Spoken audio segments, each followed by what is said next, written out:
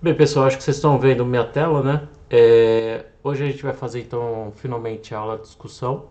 Eu só vou, eu vou ficar rascunhando um pouquinho para ajudar a esclarecer alguns pontos, tá? Quem tiver alguma dúvida, vocês colocam. Eu vou deixar o chat aqui ativo. Vocês podem escrever no chat ou levantar a mão. Pessoal, essa disciplina foi bem corrida. A gente teve, mesmo assim, a gente teve 6 experimentos. A gente teve 2 feriados, alguns percalços aí no decorrer da disciplina, mas no modo geral eu acho que os experimentos, a maioria deram certo.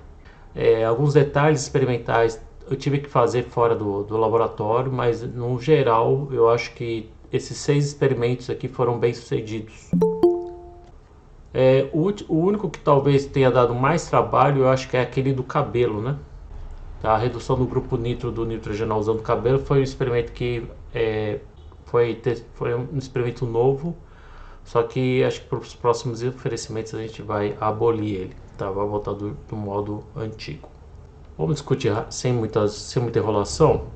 Algumas técnicas que eu posso cobrar na prova, pessoal, são essas aqui. Então, o conceito de extração líquido-líquido, que vocês fizeram bastante. Destilação sob pressão reduzida, com o uso do rotoevaporador. Destilação borracha a vapor, isso aqui é importante, principalmente na extração do eugenol. Eu vou explicar de novo. Cromatografia, vocês usaram 2 técnicas, né? A cromatografia de camada delgada, que é a CCD, a plaquinha, ou do inglês TLC. Essa técnica eu acho uma das mais importantes. Ela é bem simples, mas é uma das mais importantes para a gente monitorar reações. Tá? E recristalização também, eu acho, toda disciplina experimental que eu dou, eu sempre ponho recristalização no meio. Química verde, o pessoal que fez química verde comigo, a gente faz um pouco de recristalização. E aqui também a gente teve que fazer no último experimento. E eu percebi que o pessoalzinho ainda estava meio. Quem não tá habituado, né? Eu acho que vale explicar um pouco mais o que é recristalização. Vamos começar pela primeira parte, que é o primeiro experimento que envolveu a extração ácido-base. A principal técnica nesse primeiro experimento, que eu acho que pegou o pessoal de surpresa porque foi bem pesado, é fazer várias extrações usando o funil de separação. Né? Foram incontáveis vezes que vocês pegaram o funil de separação, chacoalharam, aliviaram a pressão, agitou, aliviar a pressão. Então era um vai e vem aqui de aliviar e agitar e esperar a separação de 2 fases distintas. Então o principal acessório que a gente usa é o funil de separação ou funil de decantação, como alguns. A dica que eu dou é sempre testar a torneirinha. Então muitos de vocês devem usar isso na indústria. Quem trabalha na indústria é testar a torneirinha, testar se a torneira está certa, tá? Colocar sempre um L embaixo para evitar possíveis vazamentos. Então, se por acaso você esquecer de verificar isso aqui e começar a vazar, você vai ter uma segurança aqui com o LMI ou com o Becker. Muitas vezes pode estar mexendo em alguma coisa muito cara e aí, para não desperdiçar, você põe sempre um Becker, um recipiente embaixo, ou um LMI.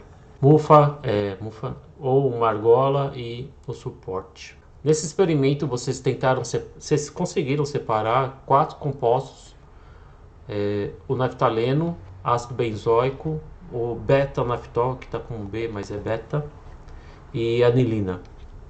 O naftaleno, a gente, como ele é um diaromático, né, ele seria o mais apolar de todos. Então ele é solúvel em solventes orgânicos, na maioria dos solventes orgânicos. Enquanto que esses outros, apesar de ter uma porção orgânica, né, o naftol, a anilina, tem essa porção aromática, eles também são solúveis em solventes orgânicos, mas eles têm grupos funcionais reativos. Então a anilina é uma amina aromática e é a amina, esse NH2 aqui, ele tem um caráter básico. O ácido benzoico, como o próprio nome já diz, ele tem um caráter ácido, então vai reagir com base. E o naftol também, ele era um parente do fenol. E esse OH aqui, ele tem um caráter ácido, por que pareça. Se a gente elencar aqui os pKs, o pK aqui do ácido benzoico gira em torno de 4,7. Aqui do fenol vai girar em torno de 9. E aqui da amina é lá em cima, tá? O que a gente usa é o pKb mas PKB está ficando cada vez menos utilizado, a gente está usando mais o pKh, que seria o grau de acidez da desprotonação da amina protonada, que agora fugiu de cabeça, mas eu acho que é alto. Enfim, o que isso aqui tem a ver com o experimento, com esses detalhes aqui. Esse experimento é muito bom, pessoal, por isso que eu já joguei logo de cara. Porque é uma maneira de vocês se familiarizarem com os grupos funcionais novamente, para quem fez FRO, e ver ao vivo, né, experimentalmente, o comportamento deles em diferentes soluções. Então, grupos ácidos, na presença de base, eles vão formar sais orgânicos. E sais orgânicos geralmente ficam na fase aquosa.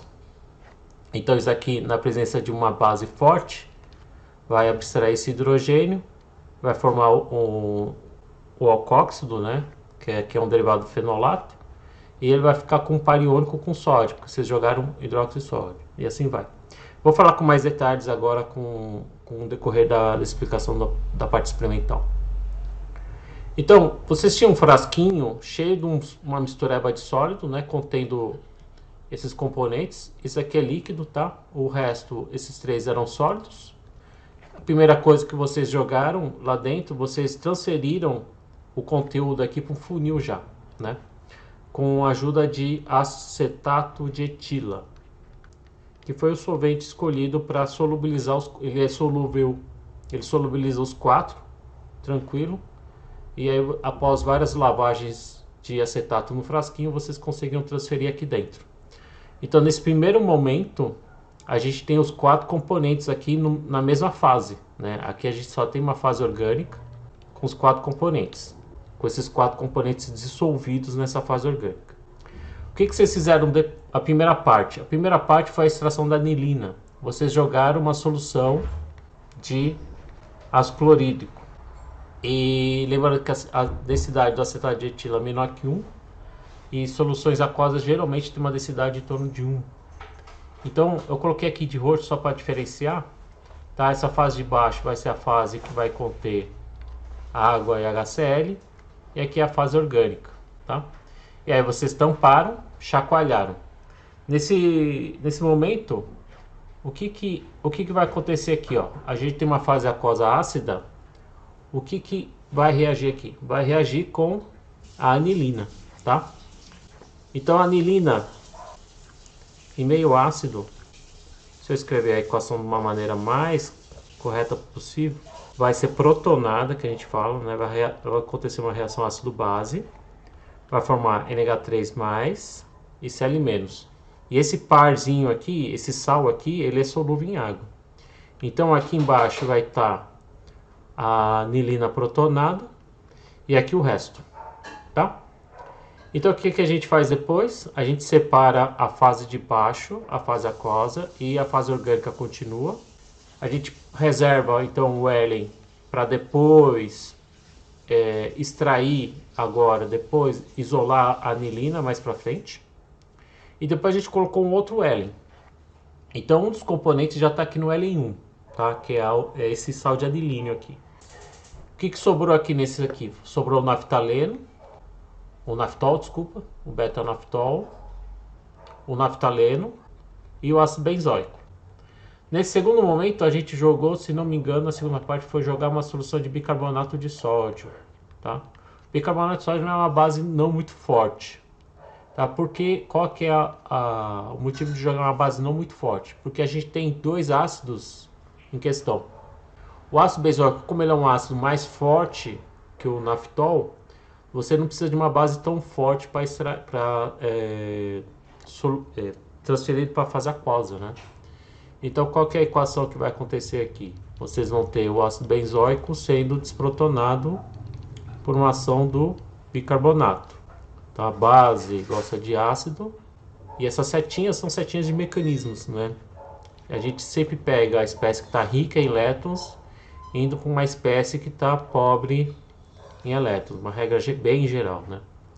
E aí vocês vão ter, eu vou colocar o Na+ aqui como contraíon, e aí vocês vão ter, desculpa a letra ruim aqui, pessoal, vocês vão ter então benzoato de sódio mais H2CO3, que vai se decompor em água CO2.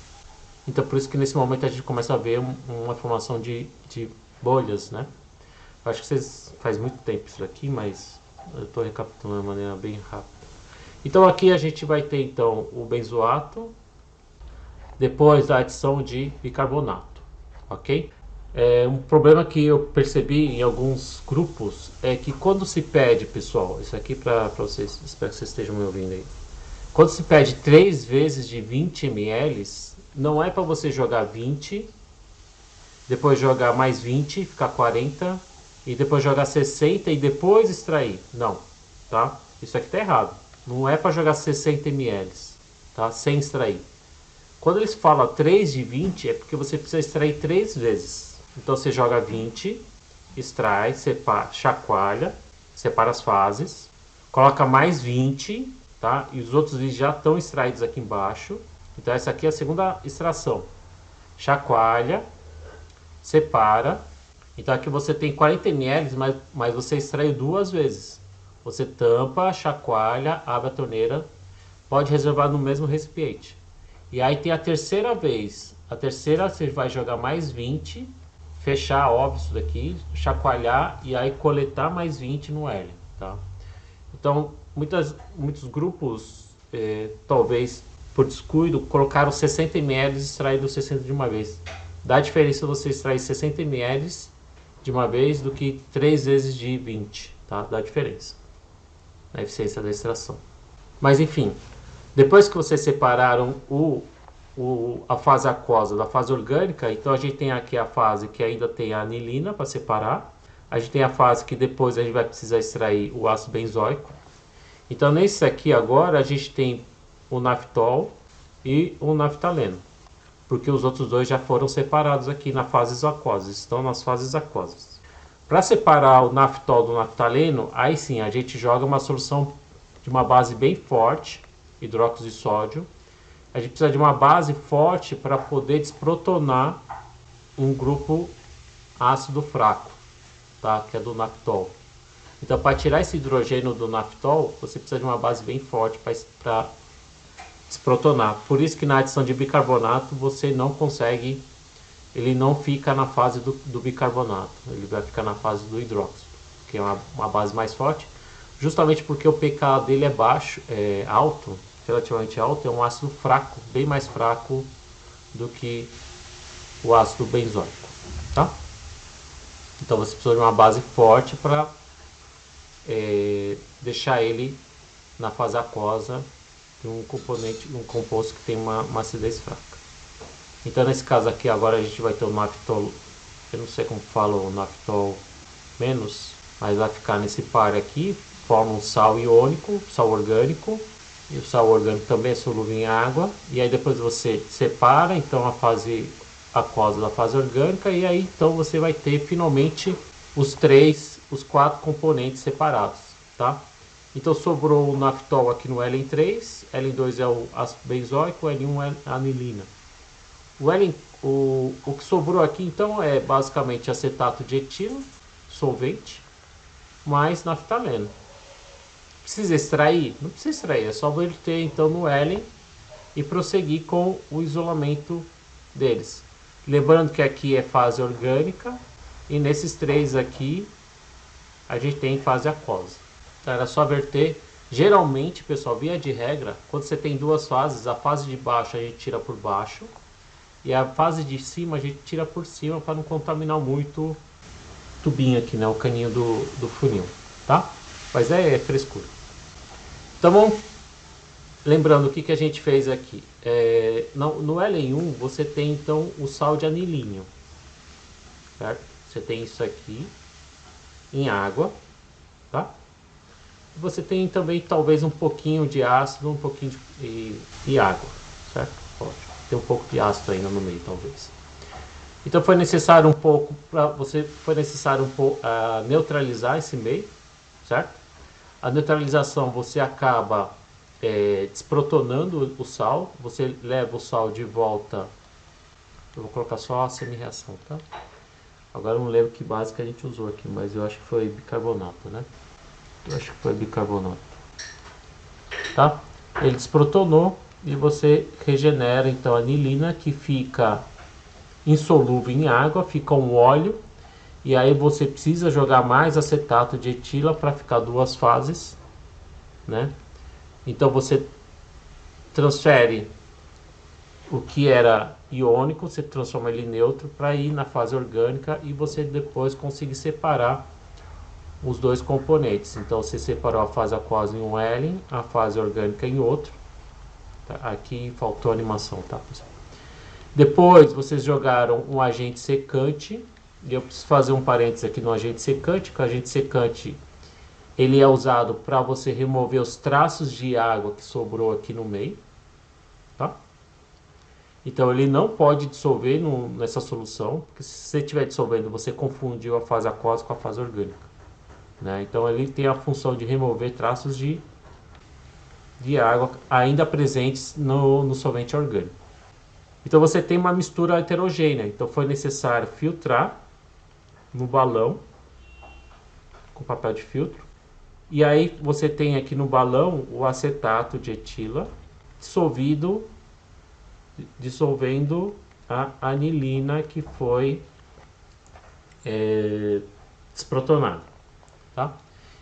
E aí a gente leva no rotoevaporador. O rotoevaporador dá o fim no acetato de etila e você tem no final um óleo marrom escuro da anilina no final. Tá? Isso foi feito para separar a anilina. O segundo L, que é o que tem o benzoato de sódio, tá? Enquanto que na anilina você precisava jogar base, aqui foi necessário a adição de ácido para você precipitar. Eu acho que nem precisou jogar no funil ainda, né? A gente só... Vou até tirar isso aqui. A gente só jogou ácido lá dentro, começou a precipitar uns sólido branco. E aí a gente já foi direto para uma filtração a vácuo, tá? Então a gente vocês coletaram o sólido no final, e esse sólido aqui é o ácido benzoico que foi precipitado. De uma maneira semelhante, era para ter acontecido com o naftol, né? No caso do naftol foi um pouquinho mais difícil, porque formou um sólido meio viscoso. Mas é a mesma coisa. No caso do naftol, foi necessária a adição de ácido também, para precipitar, certo? Eu até esqueci aqui, não sei se foi necessária a extração, mas acho que não. E na filtração e depois foi necessário a evaporação para vocês precipitarem.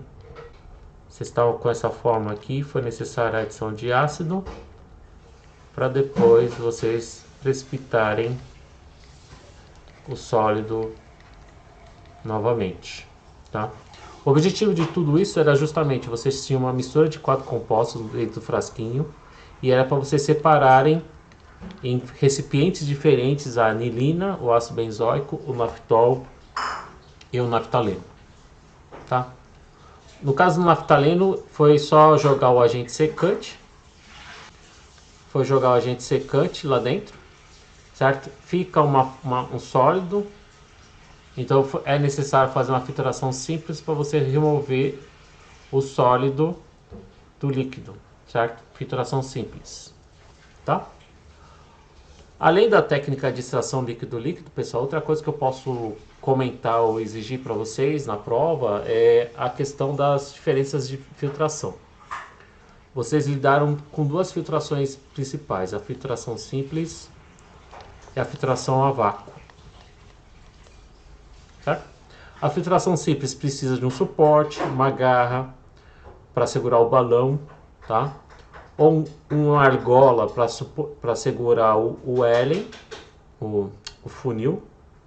E pode ser feito não só no balão, pode ser feito num L ou num becker. Então você pode usar uma garra para segurar o balão ou uma argola para segurar o funil, né? E aí você precisa do papel de filtro, seja ele preguiado ou não, e você faz um elemento filtro para ajudar na separação do sólido do líquido. Então você tem uma mistura com o sólido fica retido aqui e aqui no filtro. E aqui você tem o líquido como filtrado. E a vácuo, qual que é a diferença? O vácuo você usa o Kitasato, você usa o funil de Büchner certo? Vocês precisam cortar o papel rente ao funil, tá? Não, o pessoal fez na pressa, fez aquela gambiarra de entuchar o papel, mas ele pode escapar, pode ir por aqui, né? E acabar ficando sólido aqui dentro, tá? Então o sólido também fica aqui retido no funil e aqui fica o líquido. A grande diferença dos dois, pessoal, deixa eu fazer uma pausa e perguntar. Quem quiser escrever, pode escrever também, pessoal. Quando que a gente precisa usar filtração simples e quando que a gente precisa usar filtração a vácuo, pessoal? Alguém? Vocês estão me ouvindo? Parece que estou falando sozinho. Sim, professor. A filtração a vácuo seria quando a gente tem um sólido mais fino e a gente precisa que ele esteja mais seco no final? Isso. Arejão. Eu tinha apertado sem querer, professor. Mas agora você responde. Mas eu ia responder que se eu fosse responder, né? Se eu tivesse apertado de propósito, eu ia responder que a simples a gente usa quando o que a gente quer tá no líquido, tá aquoso. Isso. E a vácuo a gente usa quando o que a gente quer tá precipitado. Isso, tá? A resposta da Vitória e do Everton se complementam, tá? Então, quando você está interessado no líquido, a gente faz a filtração simples.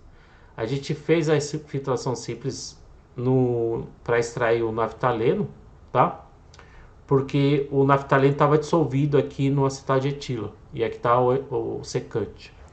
Agora, uma vez que você precipita o produto no final, e quando você está interessado no sólido, aí você faz a vácuo. Tá? Essa é a principal regrinha da filtração simples a vácuo. Tá? Não esqueçam, isso aqui é uma informação bem importante. Filtração simples é quando você está interessado no filtrado e filtração a vácuo quando você está interessado no sólido. Tá? E a Vitória falou da questão do sólido mais fino. Muitas vezes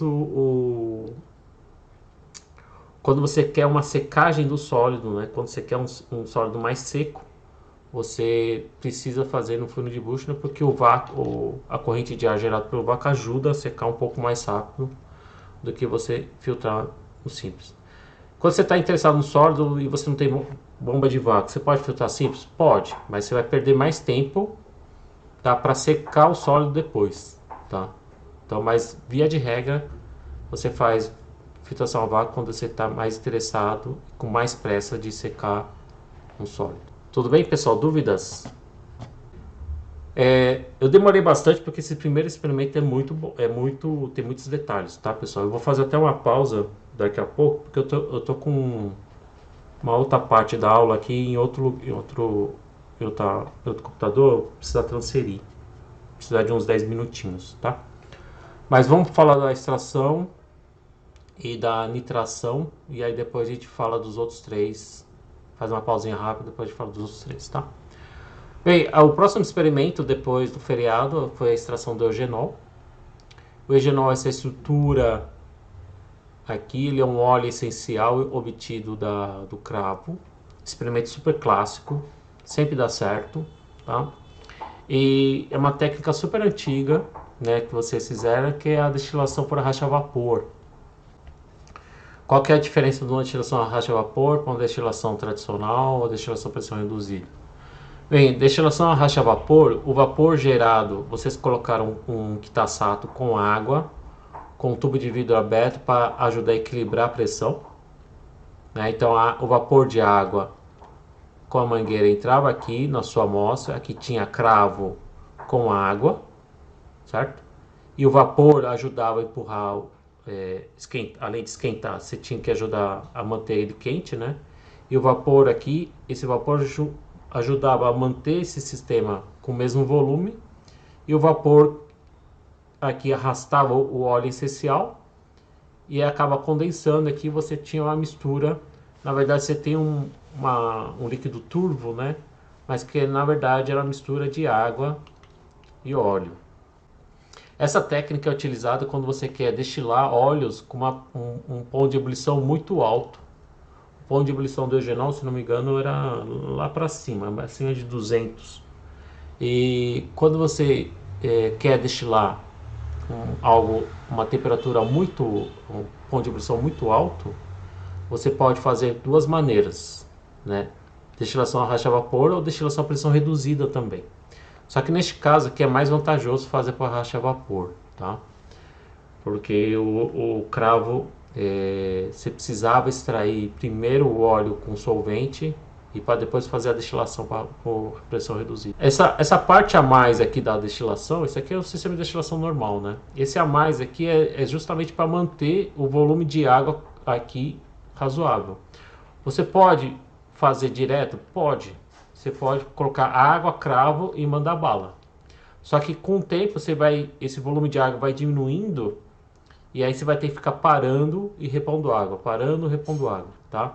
Então esse sistema a mais aqui é para manter o nível de água aqui no balão razoavelmente constante.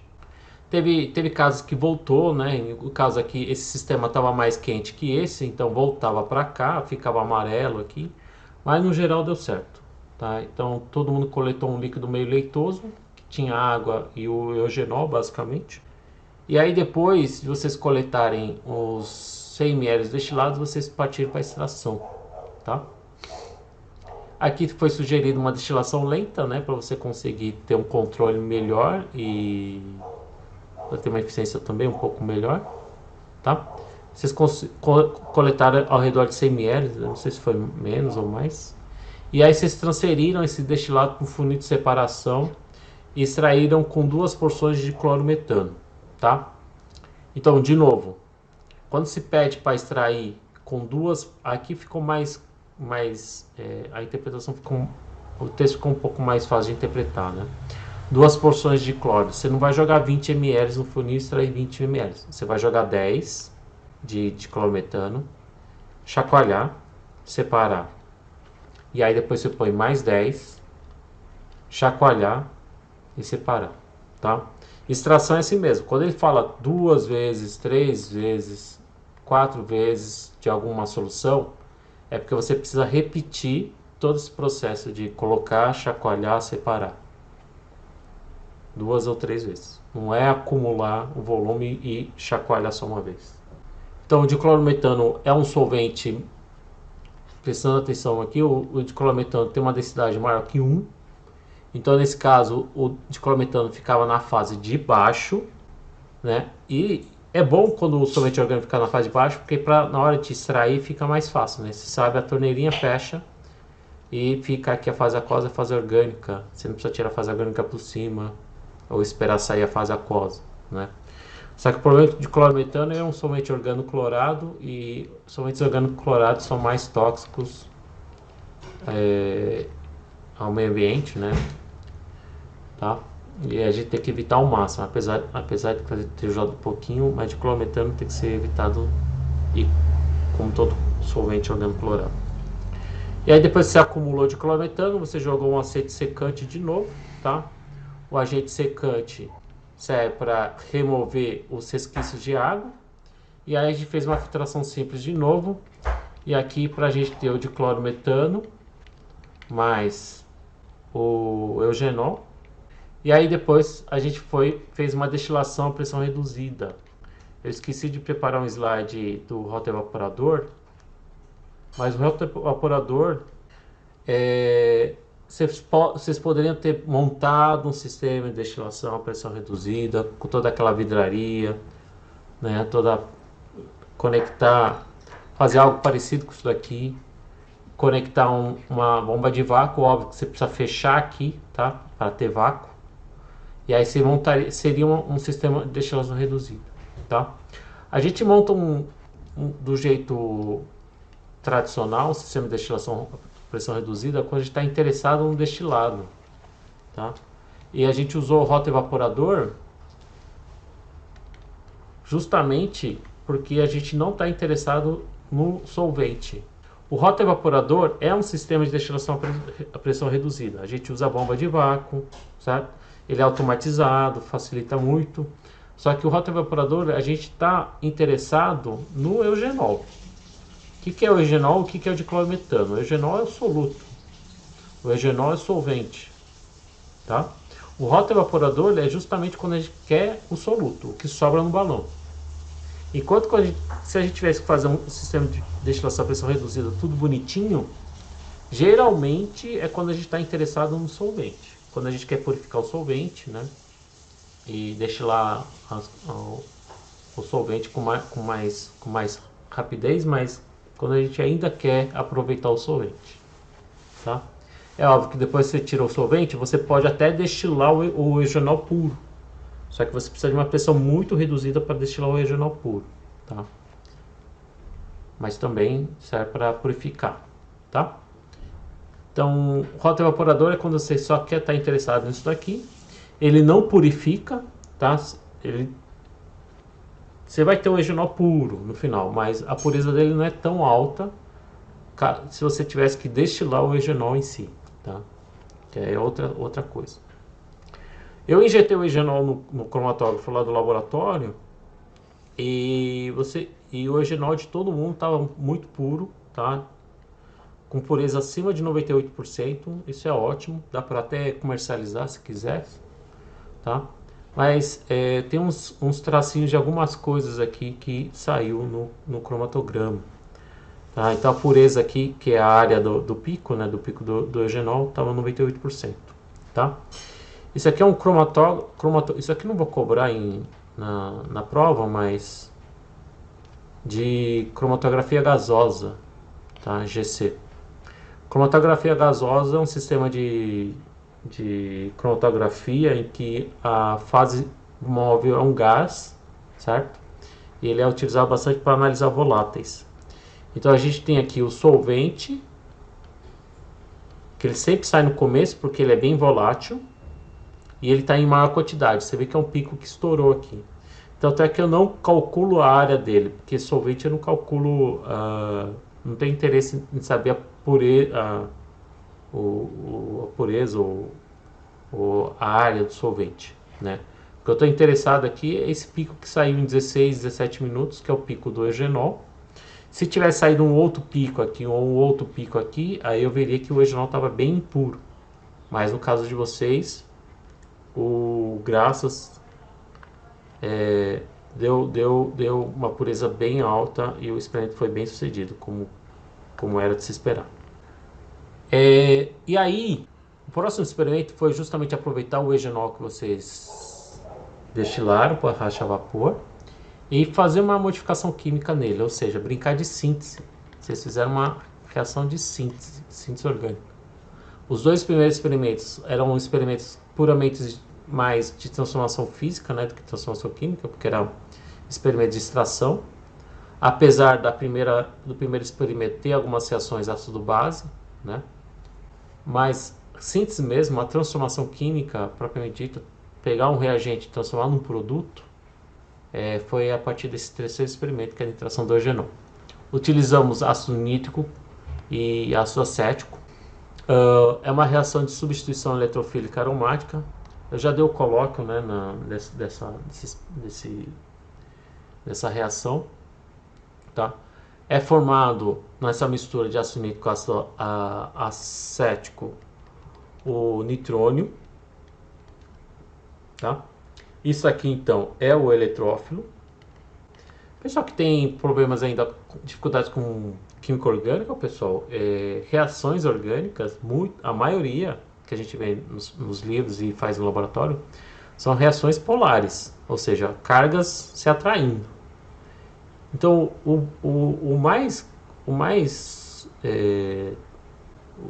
toda reação você vai ter que sempre identificar alguma coisa mais pobre, que a gente chama pobre em elétrons, que seria o eletrófilo, seria o ácido, uma espécie rica em elétrons, tá? Por que isso aqui seria então rico?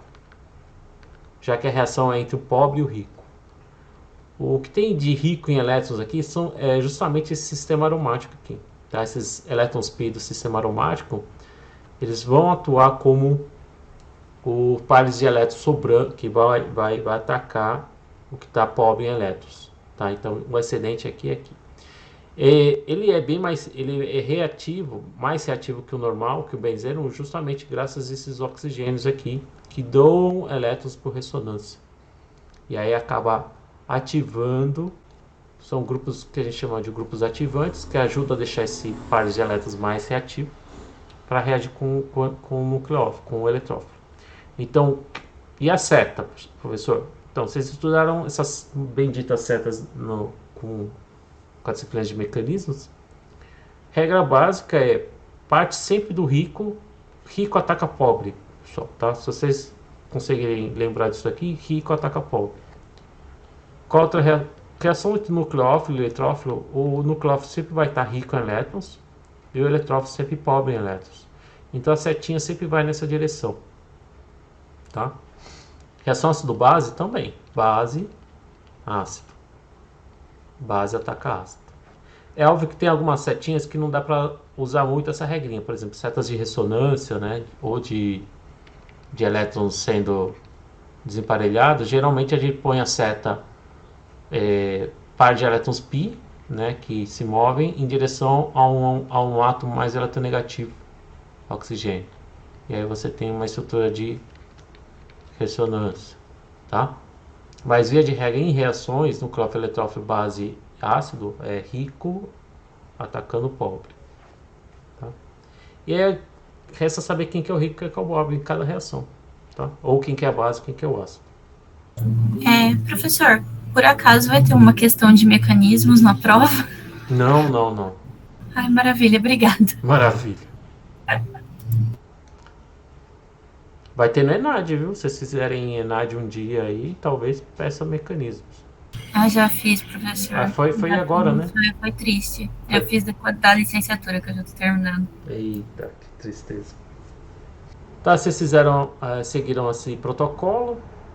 Solução de eugenol em ácido acético, banho de gelo, ácido nítrico 70%, mantida sob agitação 30 minutos. Vocês extraíram a reação com éter de etílico.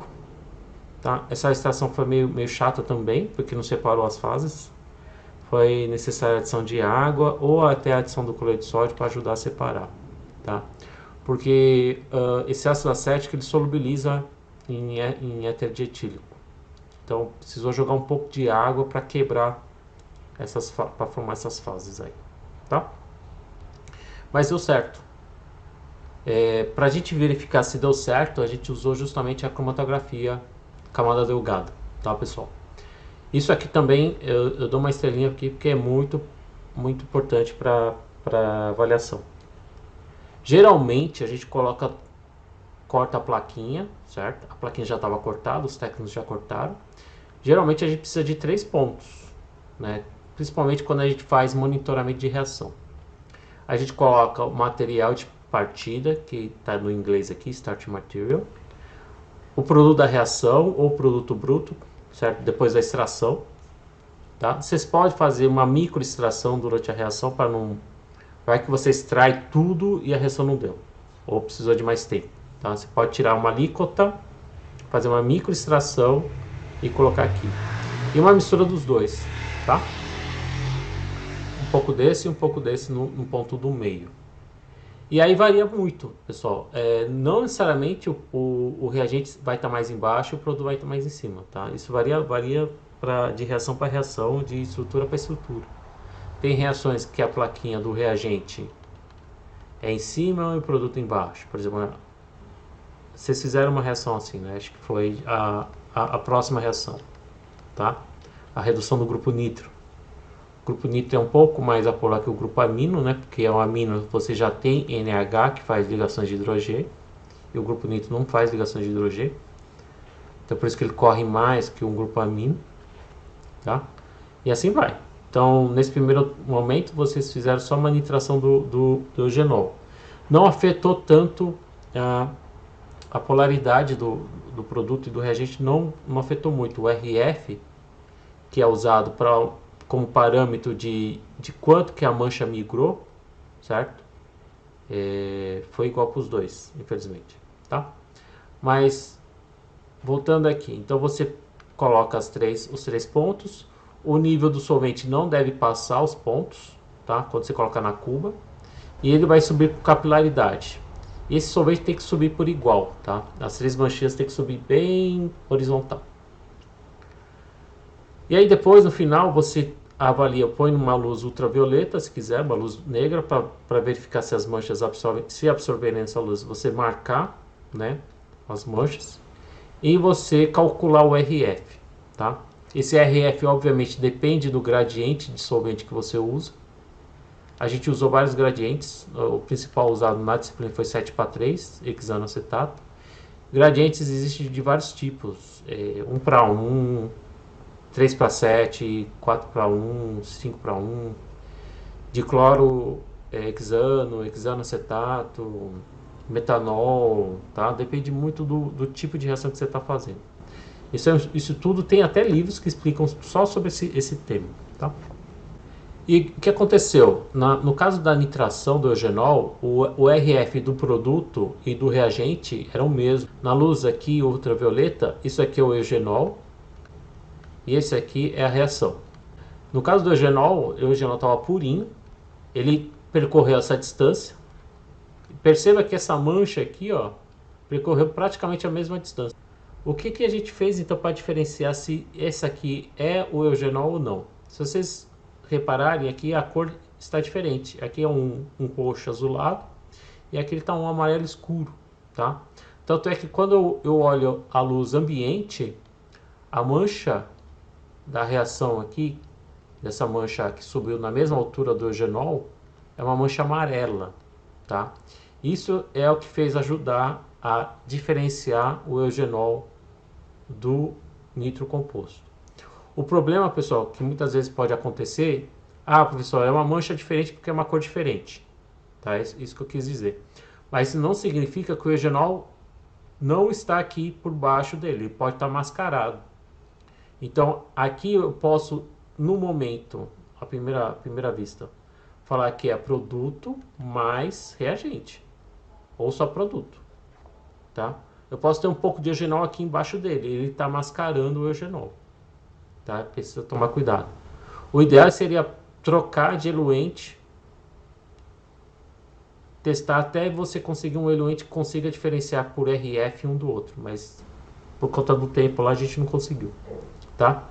Mas mais pra frente eu vou mostrar os espectros, a gente vai ver que isso daqui é só o produto e a reação aconteceu, tá? Então todos os grupos tiveram êxito nessa reação. O único problema foi que formava muita impureza e não dava para usar o bruto na próxima reação. Então eu tive que remover grande parte dessas impurezas por cromatografia. Algumas cromatografias deram certo e outras não, tá? Cromatografia em coluna. Alguns grupos acabaram usando o nitrogenol impuro. Certo, pessoal? Então o TLC aqui não foi muito útil, foi útil para ajudar a diferenciar o reagente produto, não por RF, mas por cor, tá? Por causa desse daqui. O que ajudou a diferenciar um do outro foi a cor da mancha do produto, tá? E o RF foi o mesmo aqui. Tá joia, pessoal? Dúvidas?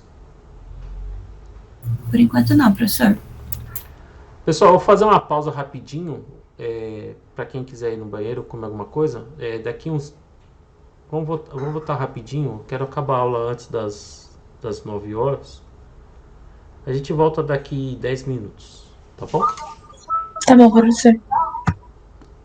Pode ficar ligado. Eu vou deixar, só vou fechar aqui a câmera e o áudio, mas eu volto aqui já já.